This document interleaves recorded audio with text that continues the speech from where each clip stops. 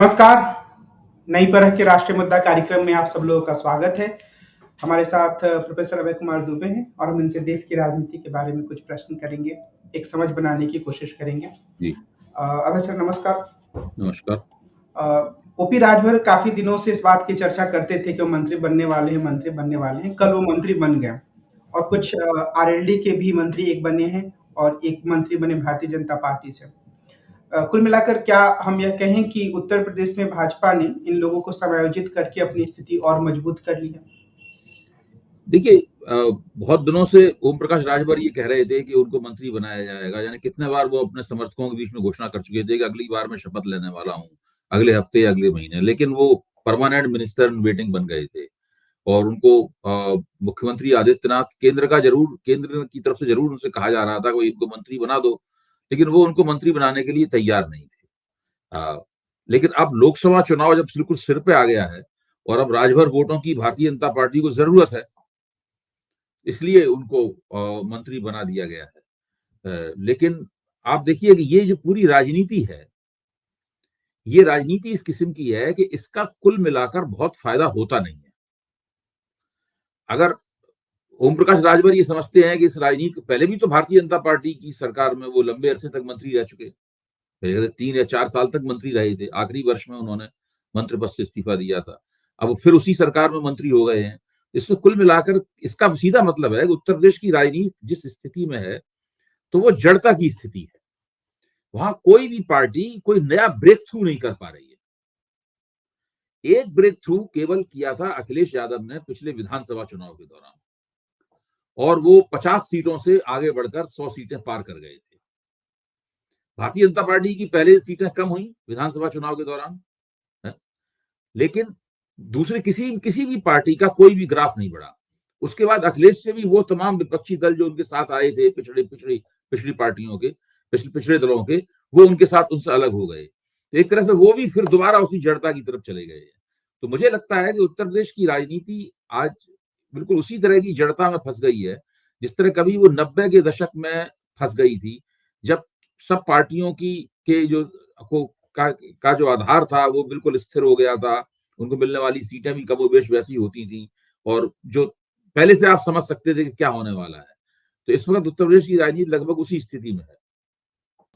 एक समझ यह रही है कि अमित शाह और योगी के बीच में थोड़ी खींचतान चलती रहती है और खासतौर पे योगी आदित्यनाथ नहीं चाहते थे कि राजभर मंत्री बने, क्योंकि उन्होंने काफी तीखी आलोचना उनकी की थी पहले और शायद इसीलिए उनको इतना लंबा इंतजार करना पड़ा। तो ये ओपी राजभर का मंत्री बनना क्या एक तरीके से योगी आदित्यनाथ पे थोड़ा सा नियंत्रण के रूप में भी देखा जा सकता है, क्या स्थापित हुआ? क्योंकि ये मसला लोकसभा चुनाव का है, तो लोकसभा चुनाव में सारी बागडोर जो है वो केंद्र के हाथ में होती है और भारतीय जनता पार्टी जिस पैटर्न पर चुनाव लड़ती है, उसका चुनाव लड़ने का जो फार्मूला है वो यही है कि लोकसभा चुनाव 100% उसी के लोग चलाते हैं। सब कुछ, संसाधनों का बंटवारा, उम्मीदवारों का चयन, सब कुछ। अब देखिए, पिछली बार 31 सिटिंग सांसदों को 51 सीटें भारतीय जनता पार्टी ने घोषित की अभी पिछली बार। तो आप क्या समझते हैं? मेरी यहाँ तक उत्तर प्रदेश के मित्रों से बात हुई है तो वो तो यही कहते हैं कि भाई ये अगर मुख्यमंत्री की चलती तो उसमें से कई लोगों को वो टिकट न मिलने देते, लेकिन वो उस कमेटी में बैठे जरूर थे। टीवी में उनकी तस्वीर भी आई कि वो लोगों के साथ बैठे हुए हैं और कागज कलम लेकर कुछ लिखा पढ़ा कर रहे हैं, लेकिन दरअसल उनको कुछ मिलाया नहीं है इसके अंदर। तो पूरी लोकसभा चुनाव की बागडोर में उनका हिस्सा केवल इतना है कि उन्हें जगह जगह जाके भाषण देने पड़ेंगे। इसके अलावा बाकी सारा जो है वो आरएसएस के लोग, संघ के लोग और केंद्र द्वारा भेजी गई जो टीम होगी वही सारा काम करेगी। सारा प्रबंधन, चुनाव प्रबंधन उन्हीं के हाथ में होगा। तो उसमें उत्तर प्रदेश के मुख्यमंत्री के हाथ में कुछ है भी नहीं। एक बात यह भी आती है कि भारतीय जनता पार्टी का काफी जोर है उत्तर प्रदेश में, वो काफी मजबूत स्थिति में है। तो क्या राजभर या संजय निषाद या अनुप्रिया पटेल इस तरह के नेताओं का साथ लेना भाजपा की समझदारी है या मजबूरी भी है, जो कि बड़े बड़े नारों में छिप जाती है? असल में उत्तर प्रदेश बहुत बड़ा है। देखिए, 80 सीटें हैं वहां पर। दुनिया की सब, जब उत्तराखंड निकल गया है, उससे पहले उत्तराखंड भी शामिल था, तो उसके बावजूद वो दुनिया का सबसे बड़ा एडमिनिस्ट्रेटिव यूनिट है, दुनिया की सबसे बड़ी प्रशासनिक इकाई है उत्तर प्रदेश। तो भारतीय जनता पार्टी का वहां बहुत जबरदस्त प्रभुत्व है, ये बात सही है, उसका जनाधार बड़ा मजबूत है, लेकिन इसके बावजूद भी पूरे उत्तर प्रदेश में उसका प्रभाव एक सार नहीं है। उसकी सबसे बड़ी जो भाजपा की कमी दिखाई पड़ती है, वो है पूर्वी उत्तर प्रदेश। पूर्वी उत्तर प्रदेश में भारतीय जनता पार्टी कुछ एक पॉकेट्स को छोड़ दे, वाराणसी में उसका अच्छा प्रभाव है, लेकिन बाकी जगहों पर तो पूर्वी उत्तर प्रदेश में कमजोर पड़ जाती है। तो इसलिए लोग विधानसभा चुनाव में भी उसको नुकसान हुआ था, उसमें लोकसभा चुनाव में भी पूर्वी उत्तर प्रदेश में नुकसान हुआ था। तो भाजपा पूर्वी उत्तर प्रदेश को जो है वो अपने काबू में करना चाहती है, इसलिए उसे राजभर वोट जो है पूर्वी उत्तर प्रदेश में बहुत सारे निर्वाचन क्षेत्रों में अच्छी खासी उपस्थिति रखते हैं। वो अगर भाजपा को मिल जाए तो उससे भाजपा को उन चुनावों को जीतने में, समाजवादी पार्टी को टक्कर देने में काफी आसानी होगी, मुश्किलें उसकी कम हो जाएंगी। इसलिए राजभर को अपने साथ रखना भाजपा के लिए जरूरी है। दूसरे जो जो अति पिछड़ी जातियों की जो पार्टियां हैं, राजभर की पार्टी भी उसी श्रेणी में आती है, संजय निषाद की पार्टी भी उसी श्रेणी में आती है। ये जो पार्टियां हैं, इन पार्टियों के नेताओं को पता लग गया है, इन समुदायों को पता लग गया है कि अगर वो अलग पार्टी बना के रहेंगे तो वो उनको राजनीतिक सौदेबाजी में फायदा होगा, बजाय इसके कि वो बीजेपी में चले जाएं। अगर बीजेपी के सदस्य हो गए तो फिर उनको नुकसान होगा। मसलन स्वामी प्रसाद मौर्य बसपा से निकल के भाजपा में शामिल हो गए थे, उन्हें मंत्री पद मिल गया, लेकिन बाद में उन्हें वहां से निकल के आना पड़ा। कोई भी महत्वाकांक्षी नेता भारतीय जनता पार्टी में अगर रहेगा तो फिर भारतीय जनता पार्टी की जो राजनीतिक संस्कृति है उसमें उसको खपना पड़ेगा, और वो राजनीतिक संस्कृति अलग तरह की है, बिल्कुल अन्य पार्टियों में नहीं मिलती। एक तो उन्हें वो जो जाति के सवाल पर और वर्ण के सवाल पर जो आमतौर पर उनकी राजनीतिक शिक्षा दीक्षा हुई है, उसमें वो ब्राह्मणवाद के खिलाफ नहीं बोल पाएंगे। मतलब वो बिल्कुल नए तरीके से उन्हें पूरे एक तरह का दूसरा राजनीतिक अभ्यास डालना पड़ेगा। तो ये सब उसमें भाजपा में जब तक नहीं जाएंगे तब तक भाजपा को स्थायी रूप से उन क्षेत्रों में जहां वो कमजोर है वहां पर मुश्किलों का सामना करते रहना पड़ेगा। इसी तरह पश्चिमी उत्तर प्रदेश है। पश्चिमी उत्तर प्रदेश में आमतौर पर जाट भाजपा के प्रति हमदर्दी दिखाते हैं, लेकिन एक जमाना ये भी था कि जाट भाजपा को वोट नहीं देते थे। फिर अभी पिछले दिनों किसान आंदोलन ने उस हमदर्दी को काफी कम कर दिया, कहीं जाट वोट देते हैं, कहीं जाट वोट नहीं देते हैं, और उनके वोट भाजपा को अनिवार्यता चाहिए ही। इसकी वजह से जो राष्ट्रीय लोकदल है, जयंत चौधरी की पार्टी है, उसका महत्व बढ़ जाता है। फिर जो कुर्मी जाति है, कुर्मी जाति और उसके नेता वो भाजपाई संस्कृति से नहीं निकले हैं। अब सोनेलाल पटेल जो नवप्रिया पटेल के पिता हैं, जो इन्होंने अपना दल की स्थापना की थी, वो एक जमाने में तो कांशीराम के साथी थे, और कांशीराम के काफी निष्ठावान साथी थे, वो कांशीराम की काफी मदद करते थे। समाजवादी पार्टी में भी वो रहे। अब वो भारतीय जनता पार्टी में उनका परिवार है, उसमें भी आधा परिवार है, आधा परिवार भारतीय जनता पार्टी के साथ नहीं है। प्रिया पटेल की मां नहीं है भारतीय जनता पार्टी के साथ में। तो वहां भी जो कुर्मी जाति है, जो शक्तिशाली जाति है, इसके पास धन बल भी है और सामाजिक रंग रुतबा भी इसके साथ है, और कुछ इलाकों में उसका बड़ा प्रभाव है। उस कुर्मी जाति को भाजपा पूरी तरीके से अपने आगोश में नहीं ले पाई है। तो वो प्रक्रिया चल रही है उत्तर प्रदेश में, लेकिन अभी भी ये जातियां भाजपा से अलग रहती हैं और भाजपा को इनके साथ में एक लेन देन करना पड़ता है। और मुझे लगता है कि आने वाले समय में ये प्रक्रिया और बढ़ेगी, जहां पिछड़ी जातियों की एक-एक जाति की पार्टियां और उभर कर सामने आए, क्योंकि ये सारी पार्टियां 10 साल पहले तो उतनी प्रभावी ये होता रहे, ये चलता रहेगा, ये चलता रह सकता है आगे। अब देखने की बात यह है कि भारतीय जनता पार्टी की राजनीति कितने दिनों तक और इसी तरीके से टिकाऊ रहती है।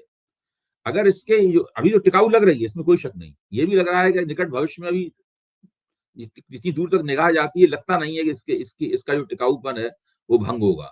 लेकिन आप लोकतांत्रिक राजनीति में कभी कुछ कह नहीं सकते कि क्या हो जाएगा। भाजपा की अपनी कोशिश है कि वो पूरे विमर्श को इस तरीके से नियोजित करे और पूरी राजनीति को इस तरह से नियोजित करे कि उसकी टिकाऊपन में एक स्थायित्व आ जाए। अभी स्थायित्व है नहीं, कोई भी घटना ऐसी हो जाती है, लगता है कि भाजपा बिखर रही है। ऐसा तभी हो पाएगा, अब जैसे कि भाजपा को पता है कि कुछ राज्यों में उसको थोड़ा नुकसान हो सकता है, उसको बिहार में नुकसान हो सकता है, उसको महाराष्ट्र में हो सकता है, कर्नाटक में हो सकता है, तेलंगाना में हो सकता है, इन राज्यों में थोड़ा थोड़ा नुकसान हो सकता है उसको। लेकिन जो थोड़ा थोड़ा नुकसान होगा इन राज्यों में, उसकी भरपाई वो कहां से करेगी? जिन राज्यों में पहले से ही उसने 26 में से 25 या 26 सीटें जीती हुई हैं, वहां थोड़ा भरपाई कर सकती है। भरपाई जो कुछ करेगी 80 80 सीटों वाले उत्तर प्रदेश में ही हो सकती है। इसलिए उत्तर प्रदेश में वो कोई चांस नहीं रहना चाहती। हालांकि ये बहुत साफ तौर पे स्पष्ट नहीं है, लेकिन खबरें उड़ कर आती रहती हैं कि राहुल गांधी यहाँ से चुनाव लड़ेंगे, प्रियंका गांधी वहां से लड़ेंगी। तो कुछ ज्यादा मजबूत खबरें आई कि रायबरेली से प्रियंका गांधी लड़ेंगी और राहुल गांधी भी अमेठी से लड़ेंगे। क्या कांग्रेस के कार्यकर्ताओं के उत्साह के स्तर पर इसका कोई सकारात्मक प्रभाव हो सकता है? देखिए, अगर कांग्रेस को उत्तर प्रदेश में कुछ करना है और अपनी कुछ दावेदारी बनानी है, तो गांधी परिवार के लोगों को अपनी पारंपरिक सीटें नहीं छोड़नी चाहिए। उनको वहां से लड़ना चाहिए चुनाव। अगर वो सीटें छोड़कर चले जाएंगे और कांग्रेस के किसी अन्य कार्यकर्ता या नेता को वो सीटें दे दी जाएंगी, तो जो उनकी दावेदारी है वो पूरी तरीके से समाप्त हो जाएगी। अभी भी जो भारतीय जनता पार्टी के बहुत पैरोकार लोग हैं वो भी मानने लगे हैं कि अगर सोनिया गांधी रायबरेली से चुनाव लड़े तो उनके जीतने की संभावना है। पिछली बार भी कांग्रेस की अकेली सीट वही जीती थी। राहुल गांधी भी अपनी सीट स्मृति ईरानी के मुकाबले हार गए थे। अब उसके बाद राहुल गांधी अगर अब एक बार हारने के बाद दोबारा अमेठी से लड़ते ही नहीं है तो ये भी गलत बात है। उन्हें अपनी हार का एक मुकाबला करना चाहिए। हार के डर से तो कोई आदमी अपनी सीट नहीं छोड़ता है। बहुत से लोग एक सीट से कई बार हारते हैं, लेकिन लगातार चुनाव लड़ते हैं और अंततः अपनी उस सीट को जीत लेते हैं। तो ये एक ऐसी स्थिति है जिसके बारे में कांग्रेस के लोगों को रणनीतिक रूप से सोचना चाहिए। लेकिन अभी तक जो पता नहीं आपके पास कौन सी खबरें हैं, लेकिन मेरे पास तो ऐसी कोई खबर नहीं है कि कांग्रेस ने ऐसा कोई मानस बनाया है कि गांधी परिवार को फिर से रायबरेली अमेठी में उतारा जाए। मैं यूट्यूब की दुनिया के जो समाचार के स्रोत उन्हीं को देख रहा था, उसमें थोड़े विश्वस्त तरीके से बातें कही जा रही थी। हो सकता है, अगर ऐसा है तो मैं उसका स्वागत करता हूँ। अगर वो लोग आना चाहते हैं और रायबरेली अमेठी से लड़के कुछ चुनौती अपनी पेश करना चाहते हैं चुनाव में, देखिए जीत हार से नहीं घबराना चाहिए। सब लोग जानते हैं कि उत्तर प्रदेश में कांग्रेस कमजोर है, तो उसके हारने की संभावना ज्यादा है। इसके बावजूद भी वो 17 सीटें तो लड़ा रही है। ऐसा तो नहीं है कि उसने हाथ पूरी तरह खींच लिए हो। तो गांधी परिवार क्यों नहीं? इन 17 उम्मीदवारों में गांधी परिवार क्यों नहीं होना चाहिए? एक खबर मैं आज पढ़ रहा था प्रधानमंत्री के बारे में, इंडियन एक्सप्रेस में न्यूज़ थी और उसमें अच्छी बात मुझे ये लगी कि इंडियन एक्सप्रेस ने भी हिंदी में ही वो लोकप्रिय शब्द का लिखा था। मोदी जी ने कहा है कि नवीन बाबू लोकप्रिय मुख्यमंत्री है उड़ीसा में जाकर। तो क्या ये चुनाव बाद की एक सोची समझी तैयारी भी है? पिछली बार भी तैयारी थी लेकिन मौका नहीं पड़ा, तो एक बैकअप प्लान वो रखते हैं नरेंद्र मोदी? बैकअप प्लान क्या, मैं तो बार बार कहता हूं कि बीजू जनता दल के साथ में नरेंद्र मोदी ने एक ऐसा समझौता कर लिया है जिसके तहत बीजू जनता दल को एनडीए में आने की जरूरत नहीं है। बिना उसके ही वो एनडीए के एक प्रॉक्सी मेंबर बन गए। और ये प्रॉक्सी मेंबरशिप और भी कई क्षेत्रीय शक्तियों के पास है एनडीए की। चंद्रशेखर राव भी एक तरह के प्रॉक्सी मेंबर हैं इस एनडीए के। आंध्र प्रदेश की दोनों सत्तारूढ़ दल विपक्षी शक्तियां यानी तेलुगु देशम और वाईएसआर रेड्डी कांग्रेस, वो दोनों एनडीए के प्रॉक्सी मेंबर हैं। तो ये पूरा अरेंजमेंट उन्होंने कर लिया है। मैं तो मानता हूं कि असदुद्दीन ओवैसी भी एनडीए के प्रॉक्सी मेंबर हैं। तो वो हालांकि ये बात कहने से बहुत नाराज होंगे ओवैसी जी मेरे खिलाफ, बहुत कड़ी प्रतिक्रिया उनकी होगी।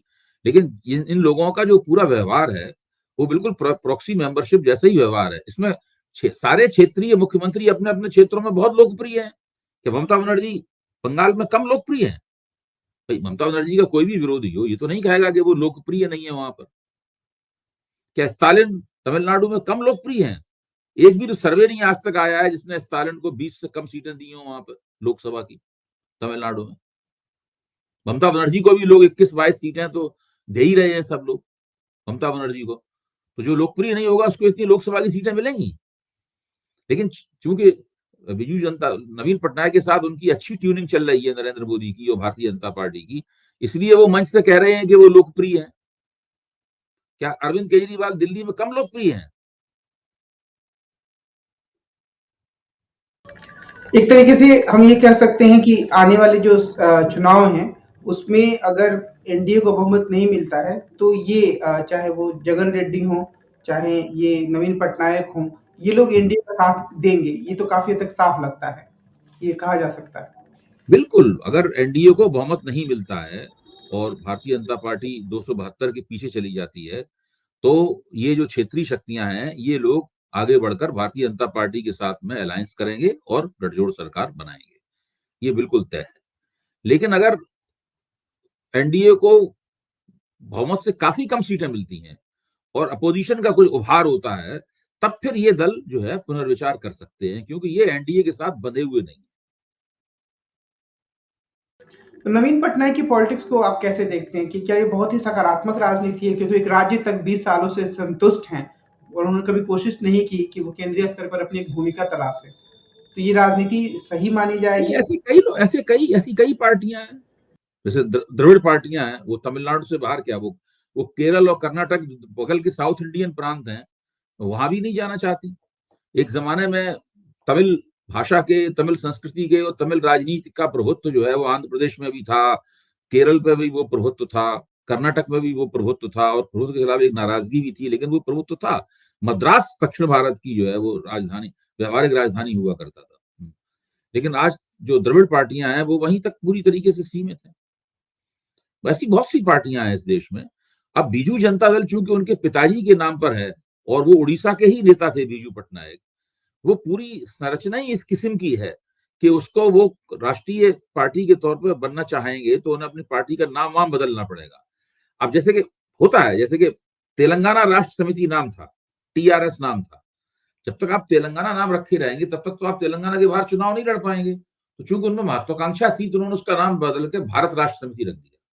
अब उनको तो बीजू जनता दल नाम बदलना पड़ेगा। आज की बातचीत को हम यही विराम देते हैं। हम कल फिर मिलेंगे और देश की राजनीति से जुड़े प्रमुख मुद्दों पर प्रोफेसर अभय दुबे से बातचीत करेंगे। आज की बातचीत के लिए भैया आपको बहुत धन्यवाद। नमस्कार।